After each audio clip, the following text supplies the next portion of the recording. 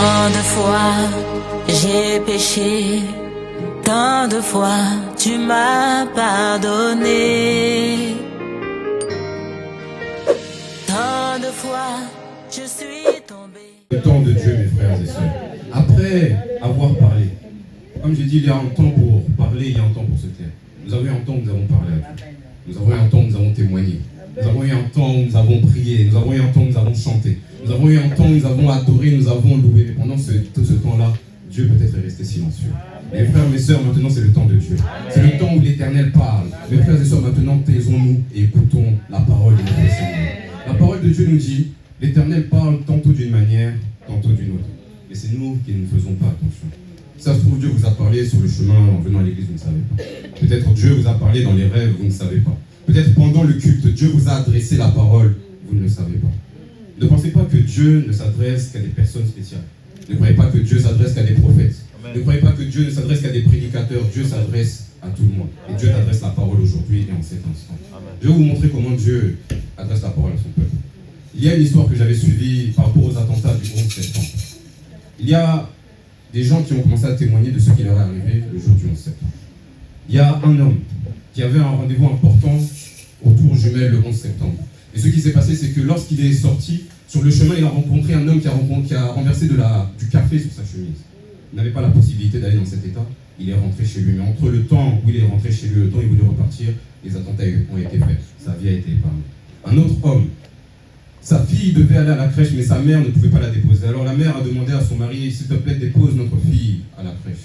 Il a dit non, je ne peux pas, j'ai un rendez-vous important. Elle a insisté, elle a dit s'il te plaît, dépose notre fille à la crèche. Il a dit non, c'est très très important. Elle a insisté une dernière fois, elle a dit s'il te plaît, dépose notre fille à la crèche. Lorsqu'il a déposé sa fille à la crèche, qu'il s'est mis ensuite en route pour son travail, le délai qu'il a eu, le retard qu'il a pris, sa vie a été épargnée. Un autre homme, il a été coincé dans les bouchons. Il s'énervait sur son volant, mais il ne savait pas que pendant ce temps-là, Dieu l'avait épargné. Et il y a beaucoup de gens, ce jour-là, qui avaient comme une sensation de leur cœur que ce jour-là, ils ne devaient pas aller travailler. Et frères et sœurs, lorsque nous sommes inconscients, lorsque nous sommes insensibles à la voix de Dieu, c'est le moment où justement nous risquons nos vies. Et frères et sœurs, si tu as raté, si aujourd'hui tu avais raté lorsque Dieu t'avait parlé, si pendant la nuit tu as raté lorsque Dieu t'avait parlé, mon frère, ma sœur, je te dis aujourd'hui, c'est le temps de Dieu. C'est le temps où l'Éternel s'exprime, c'est le temps où l'Éternel te parle à toi personnellement. Et mon frère, ma sœur, Dieu s'est choisi un temps. Nous avons lu, au commencement était la parole. Dieu s'est choisi un temps. Il s'est choisi le commencement. Qu'est-ce que ça veut dire que Dieu s'est choisi le commencement? La parole de Dieu me raconte, lorsque lorsque le Seigneur avait été livré, Pierre était au loin et il était en train de le suivre. Le Seigneur l'avait averti, tu vas me renier 3 fois aujourd'hui. Tu me renieras, même si tu me proclames ton amour, tu vas me renier 3 fois. La première fois que Pierre a renié le Seigneur, qu'est-ce qui s'est passé? On a dit sûrement, toi tu es l'un des leurs, parce que tu es un Galiléen. On l'a reconnu parce que c'est à cause de son origine. Mes frères et sœurs, si vous avez les yeux ouverts, vous allez reconnaître beaucoup de gens par leur origine. La manière dont ils parlent, la manière dont ils s'expriment, la manière dont ils se tiennent, la manière dont ils agissent, les habitudes, les coutumes, la culture qu'ils peuvent avoir, vous allez voir qu'ils viennent d'une certaine origine. Et Pierre, on l'a reconnu par la coutume, par les habitudes qu'il avait. La deuxième fois qu'on l'a repéré, on a dit sûrement toi tu es l'un des leurs. Parce que je t'ai vu parmi eux. Je t'ai vu parmi les disciples, au travers de l'entourage, au travers des gens qui étaient tout autour de lui. Mais la troisième fois où on a attrapé Pierre, qu'est-ce qu'on a dit? On a dit, sûrement tu fais parmi de ceux-là, parce que tu t'exprimes comme eux. Parce que tu parles comme eux. Mes frères et sœurs, j'aimerais poser une question. Pierre parlait comme son maître, mais son maître parlait comme qui? Là où Pierre avait entendu la voix de son maître, mais son maître, quel maître lui-même avait-il? Qui est-ce qu'il avait entendu parler? La parole de Dieu raconte encore une autre histoire. On nous dit qu'on avait voulu livrer Jésus, on a voulu attraper Jésus. C'est pourquoi les scribes, les principaux sacrificateurs ont pris des huissiers pour aller chercher Jésus. Mais Jésus était en train de prêcher avec force. Mais Jésus était en train de prêcher avec autorité. Jésus était en train de prêcher avec gloire. Et lorsque les huissiers sont arrivés devant, ils n'ont pas pu mettre la main sur lui. Alors à la fin, ils ont demandé, mais pourquoi? Vous étiez devant lui, pourquoi est-ce que vous ne l'avez pas attrapé? Vous étiez devant lui, pourquoi est-ce que vous n'avez pas mis la main sur lui? Ils ont dit, nous n'avons pas pu. Nous avons écouté ce qu'il a dit et ses paroles étaient merveilleuses. Nous avons entendu ce qu'il a dit et nous ne comprenions pas d'où est-ce que cela, ça venait. Jamais homme n'a parlé comme lui. Frères et sœurs, Dieu s'est choisi un temps, le commencement, parce qu'avant lui, personne d'autre n'a parlé. Dieu s'est choisi un temps, le commencement, parce qu'il n'y a personne qui peut s'exprimer comme lui. La parole, c'est lui-même. La parole, c'est lui-même. Lorsqu'il parle, mes frères et sœurs, c'est Dieu lui-même qui fait une rencontre avec chacun d'entre vous. Alléluia. Mon frère, est-ce que tu pourrais nous lire versets 9 à 11, toujours dans Jean 1? Toujours Jean chapitre 1, verset 9 au verset 11. Je lis au nom de Jésus. Cette lumière était la véritable lumière, qui, en venant dans le monde, éclaire tout homme. Elle était dans le monde, et le monde a été fait par elle, et le monde ne l'a point connue. Elle est venue chez les siens, et les siens ne l'ont point reçue. Amen. Alléluia. La parole de Dieu nous dit quelque part encore que celui qui a des oreilles pour entendre, qu'il entend. Moi, je n'aime pas le verbe entendre. Je n'aime pas le verbe entendre parce que nous avons tous des oreilles pour entendre. Mais ceux qui écoutent se comptent sur les doigts d'une main. On peut prendre un animal, le mettre devant ici, il va entendre aussi, mais il ne va pas écouter. La Bible parle de l'homme animal, mes frères et sœurs. On parle de l'homme animal. L'homme animal est celui qui entend. Mais l'homme spirituel, c'est celui qui écoute. La parole le pénètre, la parole fait un travail au-dedans de lui. J'aimerais raconter encore une autre histoire, l'histoire de la reine de Saba. La parole de Dieu dit que Salomon, par sa sagesse, sa renommée a commencé à s'étendre sur la terre et dans les contrées voisines. Et la reine de Saba s'était avancée, elle a dit, j'ai entendu parler de la sagesse de Salomon, mais j'aimerais aller voir si vraiment les choses que l'on dit sur lui sont véritables. Et lorsqu'elle est arrivée, elle a dit à Salomon, j'avais entendu parler de toi, mais je constate en t'écoutant que tu es plus grand que ce que l'on dit. Mes frères et sœurs, elle est venue avec des cadeaux dignes d'un roi. Elle est venue avec de l'or, elle est venue avec de l'encens, elle est venue avec des aromates, elle est venue avec toutes sortes de choses. Et la parole de Dieu nous dit encore, dans les derniers temps, les jours du jugement, la reine de Saba se lèvera contre cette génération parce qu'elle a été incrédule. Elle a écouté la sagesse de Salomon et elle a accepté. Mais il y a ici plus que Salomon, mes frères et sœurs. La parole que je vous donne, mes frères et sœurs, c'est plus que Salomon. La parole que vous avez reçue aujourd'hui, c'est plus que Salomon. Et si Salomon était roi, nous écoutons la parole de celui qui est le roi des rois. Alors mon frère, ma sœur, je te demande, là où la reine de Saba s'est avancée au devant de Salomon avec des offrandes, là où la reine de Saba s'est approchée au devant de Salomon avec des trésors, mon frère, ma sœur, avec quoi est-ce que tu te présentes aujourd'hui au devant de l'Éternel? Qu'est-ce que tu as présenté au devant de ce Dieu-là? Ce Dieu-là qui t'adresse la parole, ce Dieu-là qui te connaît par ton nom, ce Dieu-là qui cherche à te toucher aujourd'hui, qu'est-ce que tu lui apportes aujourd'hui? Mes frères et sœurs, lorsque je venais d'arriver à Famille Éternelle, des fois je ne comprenais pas pourquoi Papa Peter nous demandait d'acclamer la parole de Dieu. Je dis, mais à chaque fois qu'on va lire un verset, à chaque fois qu'on va commencer la prédication, il faut qu'on acclame. Il faut qu'on se lève, qu'on pose nos Bibles, qu'on acclame. Je me posais la question, mais pourquoi? Le moment est venu où j'ai compris que la parole de Dieu, ce n'est pas la parole d'un homme. Alors, il y a un homme que j'ai entendu parler, il a donné la différence entre l'obéissance et la soumission, mais j'aimerais juste vous donner l'exemple qu'il a donné. Il a dit la différence entre l'obéissance et la soumission. Un enfant était en train de faire beaucoup de bruit, il était en train de déranger sa mère. Alors sa mère lui a crié dessus, elle a dit arrête et assieds-toi. L'enfant s'est assis, mais il a répondu à sa mère, mon corps est assis, mais dans mon cœur je suis en train de bouder. Mes frères et sœurs, il y a des gens ici, lorsqu'on demande d'acclamer, leur cœur est en train de bouder. Alors je vais m'adresser à ceux dont le cœur est disposé. Je vais m'adresser à ceux qui sont réceptifs. S'il y a des gens qui peuvent acclamer la parole de Dieu, non pas avec leur main, mais avec leur cœur.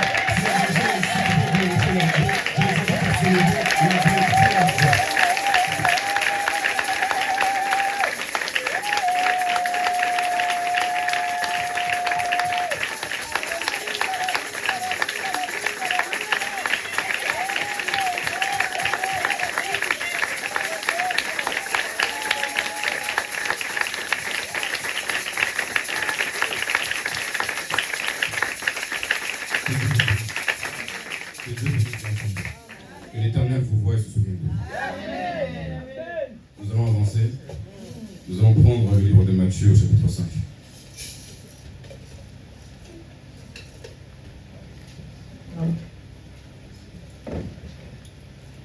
Matthieu chapitre 5, du verset 33 au verset 37.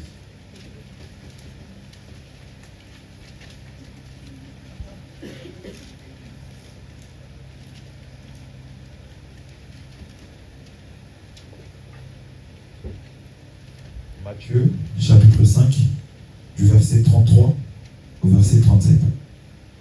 Est-ce que l'assemblée y est? Matthieu, chapitre 5, du verset 33 au verset 37. Je lis au nom de Jésus. Vous avez encore appris qu'il a été dit aux anciens, tu ne parjureras point, mais tu t'acquitteras envers le Seigneur de ce que tu as déclaré par serment. Mais moi, je vous dis de ne jurer aucunement, ni par le ciel, parce que c'est le trône de Dieu, ni par la terre, parce que c'est son marchepied, ni par Jérusalem, parce que c'est la ville du grand roi. Ne jure pas non plus par ta tête, car tu ne peux rendre blanc ou noir un seul cheveu. Que votre parole soit oui, oui, non, non. C'est ce qu'on y ajoute vient du malin. Amen. Amen, amen. Jésus, les disciples du Seigneur, avaient croisé les disciples de Jean-Baptiste. Et lorsqu'ils l'avaient croisé, ils sont retournés voir le Seigneur. Ils ont dit, Seigneur, nous voyons les disciples de Jean-Baptiste en train d'être enseignés sur comment prier. Alors ils ont demandé, Seigneur, montre-nous également comment est-ce que nous devons prier. Alors, Jésus leur a montré la prière de notre Père. Et Papa Peter nous explique régulièrement que la prière de notre Père, ce n'est pas une prière, parce que nulle part dans la Bible, vous allez voir cette prière être faite. La prière de notre Père, c'est une vie que nous devons mener. Alors, j'aimerais dire à quelqu'un quelque chose sur la parole de Dieu. La Bible, ce n'est pas un roman. La Bible, ce n'est pas un livre d'école. La Bible ne se lit pas de A à Z. La Bible ne se lit pas de manière linéaire, sinon vous allez rater des choses. Et mes frères et sœurs, pour comprendre la parole de Dieu, il faut obligatoirement l'Esprit de Dieu. Amen. Je ne sais pas s'il y a des gens qui ont déjà fait la prière à Dieu, Seigneur, montre-moi comment prier. Ça, c'est déjà une base. La Bible dit que nous ne savons pas comment nous devons demander à Dieu. Lorsque nous nous présentons à Dieu, nous ne savons pas comment nous devons lui adresser la parole. Alors l'Esprit est là pour intercéder pour nous. L'Esprit est là pour nous donner les mots justes envers ce Dieu-là. Mais la chose est également valable lorsqu'il s'agit de la parole de Dieu. Est-ce que vous avez déjà demandé à Dieu, Seigneur, fais-moi comprendre ta parole. Amen. Seigneur, fais-moi comprendre ce que je suis en train de lire. Parce que celui qui va lire comme un roman, mes frères et sœurs, il va rater, je pense, l'essentiel de tout ce qu'il y a à recevoir dans la parole de Dieu. Alors, la parole de Dieu nous dit qui connaît les pensées de l'homme, si ce n'est l'esprit de l'homme qui est en lui. Là, tel que je suis, vous me voyez physiquement, vous ne savez pas les pensées qui sont dedans de moi. De la même façon, tel que je vois, je ne sais pas les pensées qui sont au-dedans de vous. Il n'y a que vous et l'esprit de vous-même. Alors, la chose est valable pour Dieu. Qui connaît les pensées de Dieu, si ce n'est l'Esprit de Dieu? Car l'Esprit de Dieu sonde tout, même la profondeur de Dieu. Frères et sœurs, vous ne saurez comprendre la parole de Dieu si vous n'avez pas l'Esprit de Dieu. Vous ne pourrez pas faire l'œuvre de Dieu si vous n'avez pas l'Esprit de Dieu. L'Esprit de Dieu, mes frères et sœurs, il est capital. Parce que lorsque vous lisez la Bible, mes frères et sœurs, Dieu se cache entre les lignes. Dieu se cache entre les mots. Dieu se cache entre les versets. Dieu se cache entre les différents chapitres. Dieu se cache entre les différents livres. Mais si vous lisez comme ça, mes frères et sœurs, vous allez rater la moitié de l'histoire. Est-ce que quelqu'un peut me dire quel est le verset le plus court de la Bible? Jésus pleura. J'aimerais dire, ce n'est pas parce que le verset est court que le verset est pauvre. Vous pensez parce que le verset fait 2 mots, on ne peut rien dire sur ce verset. Quelqu'un peut m'expliquer pourquoi Jésus pleura? Est-ce que quelqu'un peut dire pourquoi Jésus pleure? Il avait des sentiments. Il avait les sentiments, quoi d'autre? Parce qu'il était attristé à cause de la mort de son ami, quoi d'autre? Il a vu le péché. Que Dieu te bénisse. Certains, lorsqu'ils lisent la Bible, ils vont dire que Jésus pleura parce qu'il a vu Lazare mourir. Moi, je vais vous expliquer ça autrement. La Bible dit que lorsque Dieu voyait le mal qui se produisait sur la terre, il voyait que le cœur de l'homme se tournait sans cesse vers le mal. La parole de Dieu nous dit que l'Esprit de l'Éternel était attristé. Donc Jésus pleura depuis Genèse 6. Amen, amen, amen, amen.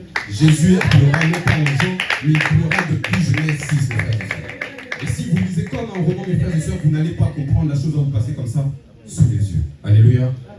Nous sommes en train de lire Matthieu 5. Matthieu 5, c'est le sermon sur la montagne. C'est le moment où Jésus commençait à se montrer. C'est le moment où on commençait à connaître Jésus. On avait entendu parler de lui. On avait entendu parler de ce qu'il était capable de faire, de ce qu'il était capable de dire. Mais c'est le moment où il s'est présenté. Alors, il vient avec une phrase. Lorsque, là, nous avons lu, vous avez appris qu'il a été dit telle et telle chose. Mais Jésus dit, moi je vous dis que. Les rabbins enseignaient d'une manière. Les scribes enseignaient d'une manière. Les pharisiens enseignaient d'une manière. Ils enseignaient tous de la même façon. Mais Jésus est venu, il a dit, moi je vous dis que ce n'est pas comme vous le dites, c'est comme ça. C'est comme si Papa Peter, il a prêché sur la grâce et la vérité les semaines passées. C'est comme si moi je viens, je m'avance, je vous dis, ce n'est pas la grâce et la vérité, c'est la vérité et la grâce. C'est comme si je vous dis, Papa Peter vous a dit que dans telle chose, Dieu permet la chose, mais moi je vous dis non, la chose est interdite. Vous allez vous dire, mais qui est cet enfant? Vous allez dire, qui est cet homme? Qui est cette personne? Pour qui se prend-il? C'est la chose qui s'était passée avec Jésus. Ils avaient appris des choses par la parole de Dieu, par la parole, par la loi de Moïse. Mais Jésus est arrivé et a dit, moi, je vous dis. Mais est-ce que la Bible se contredit? C'est là où les gens se demandent, est-ce que la Bible se contredit? Parce que vous suivez un Seigneur qui dit des choses contraires à sa parole. Est-ce que la Bible se contredit? Je vais vous raconter une histoire. Il y avait une assemblée, semblable à la nôtre. Et au milieu du calme, il y a un enfant au fond de la salle qui se met à pleurer. Alors les gens commencent à se demander, mais cet enfant, pourquoi est-ce qu'il pleure? Il y en a un qui lève la main, qui dit non, je sais, l'enfant doit avoir chaud. Alors on ouvre les fenêtres, on essaie de baisser la température, mais l'enfant pleure encore. Il y a une deuxième personne qui se présente, qui se dit non, cet enfant-là, il doit être fatigué. Il y a eu beaucoup de bruit, il y a eu beaucoup de rythme, l'enfant doit être fatigué. On a commencé à bercer l'enfant, on a commencé à aborder l'enfant, mais l'enfant continuait à pleurer. Il y a une troisième personne qui s'est levée, non, c'est ça. Une quatrième personne qui s'est levée, qui a dit non, c'est ça. Jusqu'au moment où une personne est arrivée. Vous savez qui c'est? C'est la maman. La maman est celle qui pouvait interpréter les pleurs de l'enfant. La maman est celle qui pouvait dire non, l'enfant pleure simplement parce qu'il a faim. C'est la mère qui va donner l'expression, l'interprétation exacte de la raison pour laquelle l'enfant est en train de pleurer. Pourquoi? Parce que l'enfant sort de la mère. Pourquoi? Parce que la mère est celle qui connaît son enfant parfaitement. De la même façon, lorsque Dieu le Père a parlé dans l'Ancien Testament, il fallait quelqu'un qui le connaissait parfaitement. Et qui connaît le Père si ce n'est le Fils, et celui à qui le Père peut le révéler. Amen.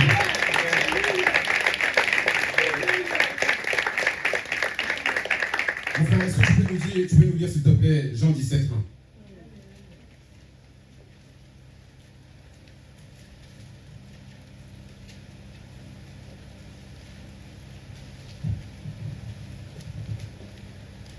Jean chapitre 17, verset 1. Amen. Amen. Je lis au nom de Jésus. Amen. Après avoir ainsi parlé, Jésus leva les yeux au ciel et dit, Père, l'heure est venue. Glorifie ton Fils, afin que ton Fils te glorifie. Alléluia. Amen. Glorifie ton Fils, afin que ton Fils te glorifie. Dans d'autres versions, on dit révèle ma gloire, afin que ton Fils révèle la tienne. Les gens se demandent, mais comment Jésus peut être Dieu? Comment Jésus peut être un tel alors qu'il dit des choses contraires? La Bible dit que Moïse avait demandé au Seigneur, Seigneur, fais-moi voir ta gloire. Il a dit, Seigneur, je veux voir ta gloire, fais-moi voir ta gloire. Mais la réponse de l'Éternel, ça a été une réponse particulière. Il a dit, personne ne peut voir, non pas ma gloire, mais il a dit, personne ne peut voir ma face et vivre. C'est-à-dire que la gloire de Dieu, c'est la face de Dieu. Alors Jésus est en train de dire ici, Seigneur, révèle-leur qui je suis, afin que moi je révèle qui tu es. Et lorsqu'ils verront les deux personnes, ils comprendront que nous ne sommes qu'un seul. Alléluia. C'est-à-dire que celui qui a parlé dans l'Ancien Testament, celui qui a parlé dans le Nouveau Testament, mes frères et mes sœurs, c'est la même personne.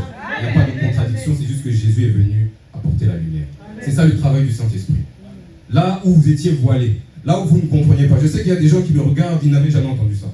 Je sais qu'il y a des gens qui me regardent, ils ne comprenaient pas ça avant. Mes frères et sœurs, c'est le travail du Saint-Esprit. Le Saint-Esprit vient pour briser le voile, pour rompre le voile, afin que vous puissiez accéder à la présence de l'Éternel. Alléluia. Alors, je veux revenir encore sur la phrase où Jésus dit, vous avez appris qu'il a été dit. Le pasteur nous a prêché les semaines passées. Vous avez appris qu'il a été dit que les pères mangeaient des raisins verts et c'est les dents des enfants qui ont été agacées. Mais moi, l'Éternel, je vous dis de ne plus dire ça. Moi, l'Éternel, je vous dis que ce dicton-là doit prendre fin aujourd'hui. Moi, l'Éternel, je vous dis que c'est l'âme qui pêche qui mourra. Alléluia. Je vais expliquer encore une autre chose. Dieu a créé le corps. Et dans ce corps, il a donné 5 sens. Il a donné les yeux, l'odorat, l'ouïe, la vue et le goût. Au travers de ces 5 sens, mes frères et sœurs, ces 5 sens, la maladie peut pénétrer. Remarquez bien. La santé peut pénétrer, tout comme la maladie peut pénétrer. Vous pouvez tomber malade par les choses que vous mettez dans vos yeux. Vous pouvez tomber malade par les choses que vous mangez. Vous pouvez tomber malade par les choses que vous respirez. Vous pouvez tomber malade par les choses que vous touchez. Il reste encore lui. Comment est-ce que nous pouvons tomber malade par lui? Par les choses qu'on entend. Je parlais avec un de mes frères, ici présent. On parlait de tout ce qui était médical. Et on expliquait qu'il y a des gens, vous les voyez comme ça en bonne santé. Mais le moment où il passe à l'hôpital et qu'on fait un diagnostic, on lui dit il a telle maladie, c'est le moment où il entend que la maladie. Amen. S'il n'avait pas entendu, la maladie allait rester, mais on n'allait pas voir les symptômes. S'il n'avait rien dit, mes frères et sœurs, il serait mort comme ça. Et c'est parce qu'on a prononcé la chose que l'homme est tombé malade. Mes frères et sœurs, vous savez que Dieu était énervé. Dieu était énervé dans le jardin. Il a dit, Adam, où es-tu? Où es-tu, mon fils? Où es-tu? Adam a répondu, Seigneur, je me suis caché. J'ai eu peur parce que je suis nu. Le Seigneur a dit, qui t'a appris que tu étais nu? Qui t'a appris que tu étais nu? En d'autres termes, à qui as-tu donné tes oreilles? Amen. En d'autres termes, qui est-ce que tu as écouté? Parce que la chose, ce n'est pas moi qui te l'ai enseigné. La chose ne vient pas de moi. La chose vient de quelqu'un d'autre parce que moi, je ne t'ai pas enseigné cette chose-là. Je pense qu'il y a des gens, vous ne comprenez pas encore le verset lorsqu'on dit « Nous ne marchons pas par la vue, mais nous marchons par la foi ». Vous savez pourquoi le Seigneur dit que nous sommes ses brebis? On parle beaucoup des brebis dans la Bible. Pourquoi est-ce que le Seigneur dit que nous sommes ses brebis? Parce que les brebis ne voient rien. Les brebis ne voient rien. C'est-à-dire que si vous mettez son maître, son berger au-devant de lui, la brebis ne saura même pas la distinguer. Et sur quoi elle se concentre? Sur ce qu'elle entend. Mon frère, ma soeur, à qui est-ce que tu as donné tes oreilles? Qui t'a appris que? Il y a un homme de Dieu qui a dit, commence maintenant à vivre ta vie, non pas selon les choses que tu vois. Commence maintenant à vivre ta vie, non pas selon les choses de ton quotidien, mais commence à vivre ta vie selon l'insigne éternel.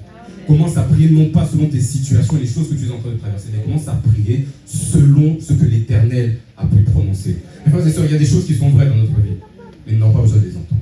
C'est pourquoi moi je n'aime pas, il y a certains langages que je n'aime pas. Il y a certaines informations que je n'aime pas suivre. Il y a certaines musiques que je n'aime pas écouter. Les choses peut-être peuvent être vraies, mes frères et sœurs, mais je n'ai pas besoin de les entendre. Mes frères et sœurs, vous avez appris qu'il a été dit que le Covid tuait beaucoup de gens. Mais moi, l'Éternel, je vous dis que dans la famille éternelle, personne ne tombe. Vous avez appris, mes frères et sœurs, qu'il y a des gens qui tombent à votre gauche, il y a des gens qui tombent à votre droite. Et moi, l'Éternel, je vous dis, vous ne serez pas atteints. C'est ça, ça s'appelle l'insi dit l'Éternel, mes frères et sœurs. La chose était peut-être vraie, mais il y a un ainsi dit l'Éternel qui vient pour vous couvrir. Lorsque Dieu a créé Adam, il l'a créé nu, n'est-ce pas? Il l'a créé nu, n'est-ce pas? Moi, je vous dis, c'est faux. Adam était couvert aussi longtemps qu'il demeurait dans l'obéissance de la parole de Dieu. Il était couvert. Parce que la parole déclare certaines choses, parce que dans la parole, il y a certaines promesses, mes frères et sœurs. Adam, bien qu'il était nu, il était couvert. Alors mon frère, ma sœur, même si toi tu es en manque, sache que l'Éternel est là et qu'il te couvre aussi longtemps que toi tu demeures dans l'obéissance. Et l'obéissance, mon frère, ma sœur, c'est indissociable. Pardon, l'écoute est indissociable de l'obéissance. Pourquoi est-ce que Jésus ne change pas? On a parlé de ça déjà. Pourquoi est-ce que Jésus ne change pas? Parce qu'il est parfait. Si Jésus n'était pas parfait, il ne serait pas non plus fidèle. Et s'il n'était pas fidèle, ça veut dire que les choses qu'il prononce n'arriveraient pas à leur accomplissement. Or, mes frères et sœurs, nous qui suivons, qui marchons selon la parole de Dieu, aussi longtemps que ce Dieu-là est parfait, aussi longtemps que ce Dieu-là est fidèle, mes frères et sœurs, sa parole sera toujours une couverture pour chacun d'entre nous. Alléluia. Nous allons avancer encore. Nous allons prendre 1 Corinthiens, chapitre 9, versets 26 et 27.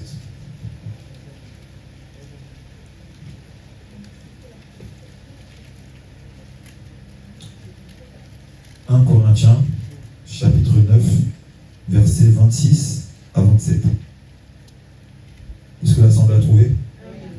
Je lis au nom de Jésus, 1 Corinthiens, chapitre 9, versets 26 à 27.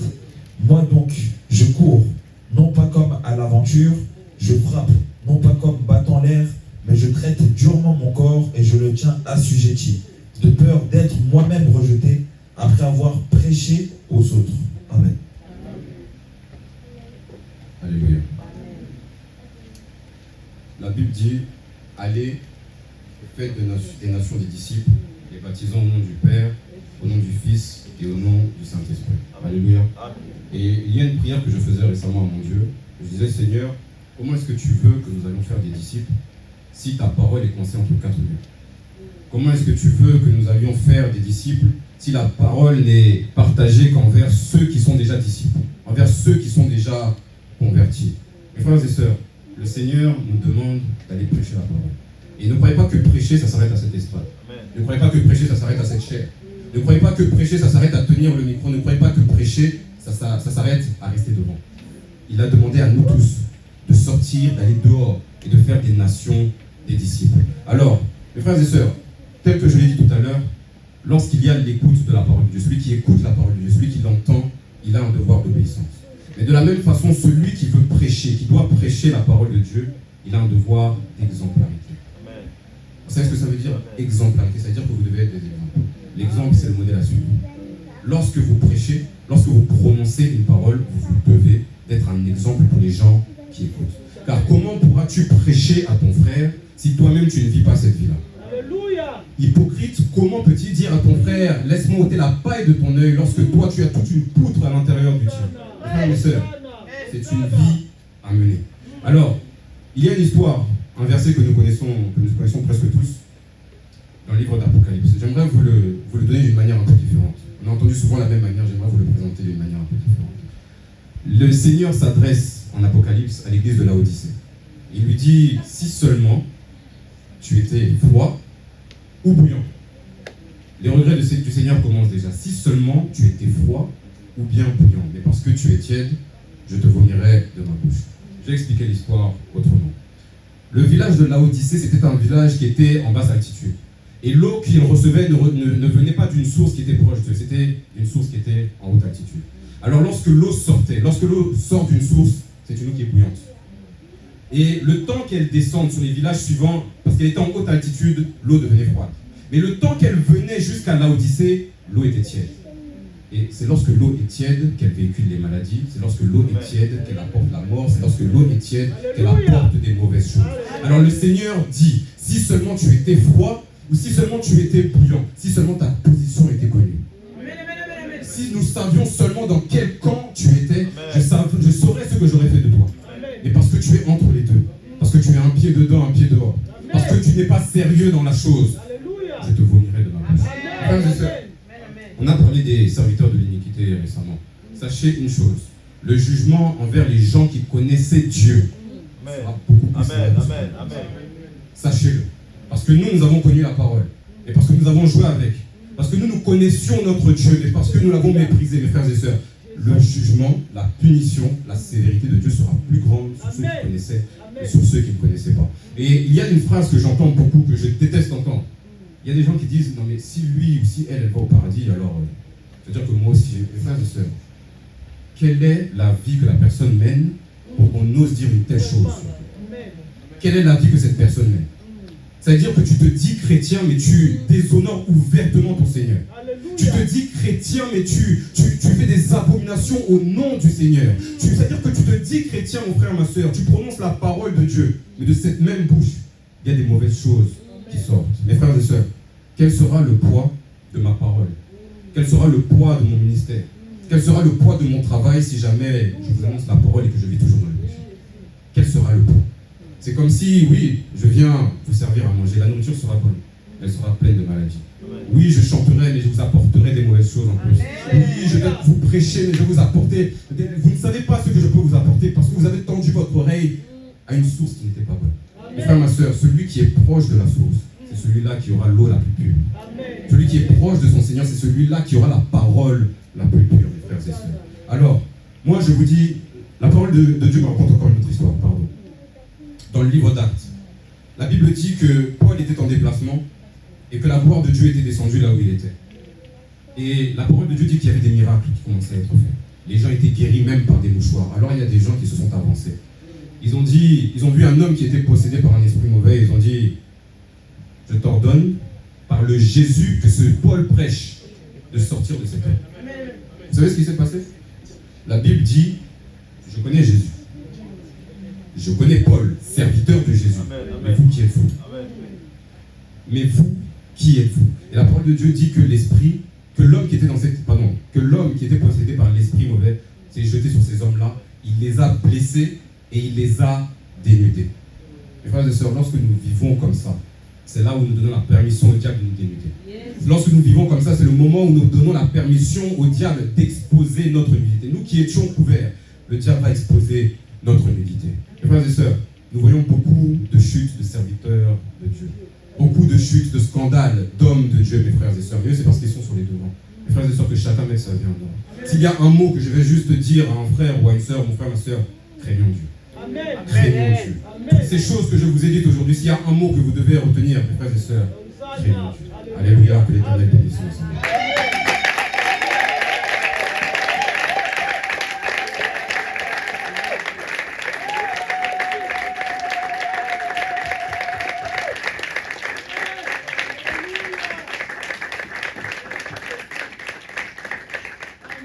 Amen. Donc voici que le messager du jour a eu à nous accorder un ordre de la part du Seigneur, craindre Dieu. La Bible déclare que la crainte de Dieu est une fontaine de vie afin d'éviter les pièges de la mort. Celui qui craint Dieu, c'est celui qui aura à pouvoir éviter les pièges de l'ennemi. Et puis en cela, il a eu à pouvoir nous expliquer également que nous devions avoir une position en tant qu'enfants de Dieu. Être positionné dans le bouillon, dans le feu du Saint-Esprit. Voilà pourquoi, mon frère, ma soeur, au-delà du message qui nous a été donné, au-delà des explications que j'ai eu à vous donner, j'aimerais que vous puissiez tous vous lever dans la présence de Dieu